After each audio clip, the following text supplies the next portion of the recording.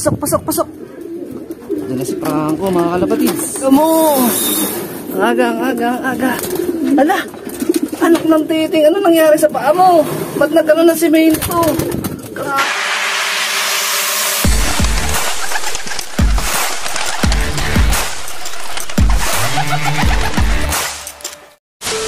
Good day mga ka-EA support to this video. Ayan, abangan na, pauwian na ng ating third lap derby, BBCM. Ayan, medyo tumbok na si Haring Araw dito. Dito lang tayo sa may kabilang side mag-aabang. Pero starting ng pauwian 1 to speed 10:30 onwards, no? Pero in-expect ko siguro mga past 11 na uuwi yung ibon. Pero importante, makaabot tayo sa clock. Ayan, maganda yung panahon natin, walang problema sa panahon. Yun nga lang, syempre, likewise, yung init, medyo ano rin yan iniinda rin ng ibon yan. So, possible na tumukod ng ibon pagka sobrang init. Yan, so, congrats sa atin dahil rank number 8 sa OB training, ang ating ibon na si Chocolab. Tapos rank number 3 sa off color. Hindi pa para sa atin ang pooling, pero kahit pa paano nag-i-improve naman si Chocolab. Ganon din syempre ibang ibon. Halos magkakabuntutan na sila nagdatingan kanina. Ayan, pansamantala, sinarado ko muna to kasi pinupuntahan ni Chocolab nag-aagawan sila ng teritoryo ni nung pares ni Franco. Ayan. So, hindi ako sigurado kung meron na nag-clock sa BBCM para sa ating third lap. Candon, Ilocos Sur. Ayan. So, siguro maya-maya meron na tayong ibon. Sana mag-clock pa rin tayo. BBC Manila, ready na? Pakikabog, pakikabog! Pakikabog, pakikabog! Okay. 6:47 BBC Cavite, BBC Laguna, BBC Manila. 1, 2, 3, good luck po! Mga ka-BBC, release! Release! Ayan po, good morning, good morning, good morning po mga idol. Good morning po mga ka-BBC. Pakikabog, pakikabog. Napakakapal po ng mga ibon, napakakapal po ng mga ibon. Good morning, good morning, good morning po sa inyo lahat mga idol. Pakikabog, pakikabog. Pakikabog, pakikabog. Pakikabog, pakikabog. Ito, kabog, kabog, kabog, kabog. Pakikabog, pakikabog. Ayan po sila, napakaraming ibon, napakarami pong ibon. Ang check, 10:46 at marami na nga nakapagpaklak, 1-2 plus speed. Ang pinakamatulin. Yan, congrats sa lap winner ng BBCM. Napakahusay, napakatulin. So, tayo, nag-aabang lang sa nag-iisang ibon natin na aabangan. So, nung last time, mga 900 sarado na halos yung speed niya. Siguro mga 11 o'clock onward yan, padating na yung ibon natin yan. Sa mga tropa, wala pa. Hindi pa sila nag-post sa GC namin. Ayun o, grabe. Tutulin talaga ng mga ibon nila sa ganyang distansya. Talagang mapapasana all ka na lang Ayan o. Sana all. 75 years later. Mabilis! Pasok, pasok, pasok! Diyan na si Franco, mga kalapatids.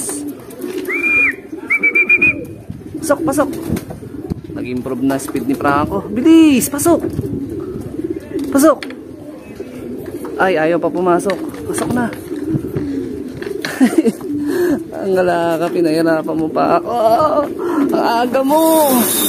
Ang aga, ang aga, ang aga. Ala! Anak ng titing, ano nangyari sa paa mo? Ba't nagkaroon ng simento? Grabe! At syempre, ito na yung sticker na in-encode natin, HK9877. Grabe, nagulat ako sa dating niya. 1,000 plus speed tayo mga kalapatids. Nag-improve nga ang speed ng ating ibon. Ayan, kaya lang, sobrang improve ng speed niya. Ewan ko kung simento to or putik or ewan. Pero parang nalubog siya sa simento. Ayan o. Talagang literal na nagbota, dalawang paa. Oh, congrats Franco mas maaga ang pauwi natin compare last nung second lap, third lap talagang pinag-iigihan at pinagbubutihan mo na. Ayan na. Hindi pa nga ako prepare no, mismo dumating siya, nagulat ako, nandiyan na sa harapan ko, nandoon na sa may kawad ng kuryente. Uy. Ayos, ayos. At least Nag-i-improve talaga tayo ng totoo. Diba? Ay, okay. Sarap ng feeling ng clock. Tama po ba yun? Yun, grabe. Masaya ang third lap dahil clock tayo. Kompleto yung ating SDR. Tapos, ang aga pa ni Franco dumating. Medyo umaayon na ng konti. Ayan na siya. Hinugasan ko yung paa. Kasi sobrang putik eh. Ayan siya. Nilinisan ko na. Tapos ito yung bigay natin na food sa kanya. Sana makarecover siya. Binigyan ko na rin ng ideal pills. Yan. Plain water lang muna siguro yung mga ano natin. Ibon. Yan. Tamang mukbang lang sila dyan. Magkasama sila nung pares niya. Buong buo pa rin yung katawan niya. Ewan kung ba't nagbuta tong loko na to. Ayan o. 1064 ang ating naging speed para kay Franco. So tuloy ang laban para sa ating fourth lap. So Ilagan Isabela na yung kasunod natin next week. So more on recovery tsaka observation na naman tayo sa mga susunod na mga araw. At the same time, syempre mga self-toss natin sa kanya. Tulong natin para mas maging kondisyon yung kanyang katawan sa liparan. Ayan mga kapatids. The next day. So Monday morning na mga kapatids. So hindi natin natapos yung vlog natin kahapon. So ito yung continuation. So nakita nyo, nakauwi ang ating ibon syempre. Yun nga lang, nagbuta. At the same time, tawag nito maaga. Ayan, so for today's vlog natin, continuation, ito nga, nakaprepare na yung mga kailangan nating gawin. Recovery para sa ating mga ibon, breeder, tsaka syempre, dun sa ating inarera na si Franco. Ayan, majority dito, merong kulay yung kanilang tubigan kasi hinaluan natin na all herbs probiotic. Ito kasi may mga upcoming na YB. Yung iba may YB na talaga. Ito papisa. Ayan. So baka kasi mamayang hapon pumisa na to. Ayan, may crack na yan eh. Nung last na silip ko eh. Baka mapisa na today. So nagbibigay kasi sa mga breeder pagka may young bird, mga at least 7 days old pataas na.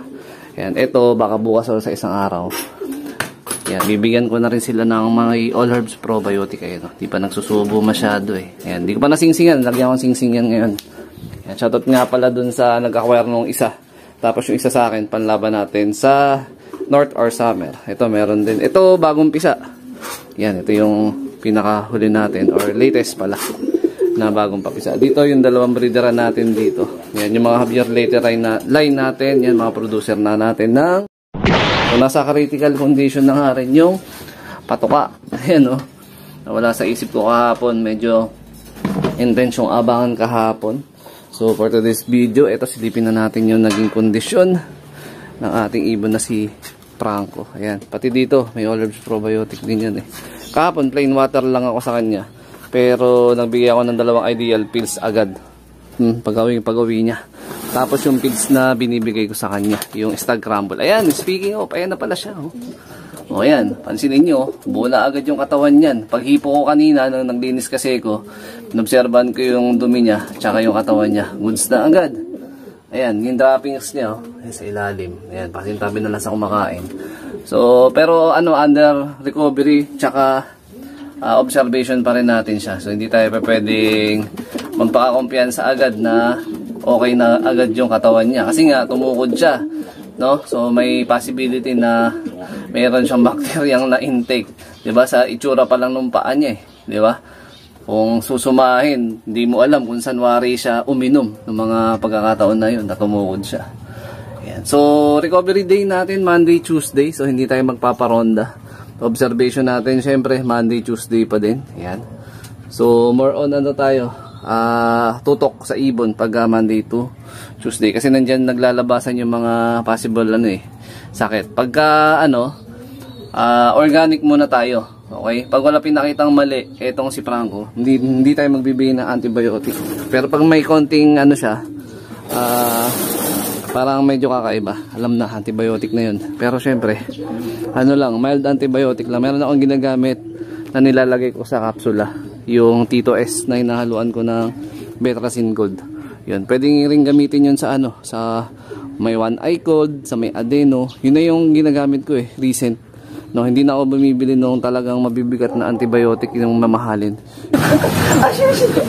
Yun lang, mura lang yun. Sachet lang yung Tito S eh. Nasa 25 lang ata yun. Tapos yung Betrasin Gold, ano lang yan, nasa 20 lang din mahigit. Tapos bili lang kayo ng small capsule. Yun, halo nyo na. Mas majority yung content dapat is mas lamang yung Betrasin Gold. Tansyahan lang, wala eksaktong ano sa akin dun eh. Walang eksaktong dami.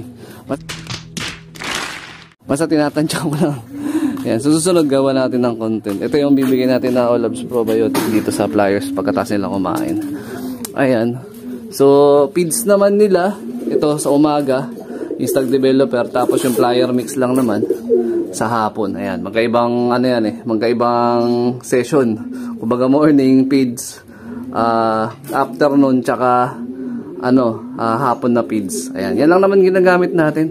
Hindi tayo masyadong nagbibigay na ng kung ano-ano pa. Pero yung daily routine natin, ayan, meron pa rin syempre na pandagdag. Pero more on vitamins na tayo. Ayan. So marahil dito ko natatapusin yung video na to. Ayan, shout out sa mga solid supporter natin dyan. Syempre magkakalimut na mag-like, comment, and share. At mag-subscribe. Dun sa mga nagtatanong pala ako, nasan yung tatay ni Franco? Ito yun. Napakasungit. Ayan. Ito yun.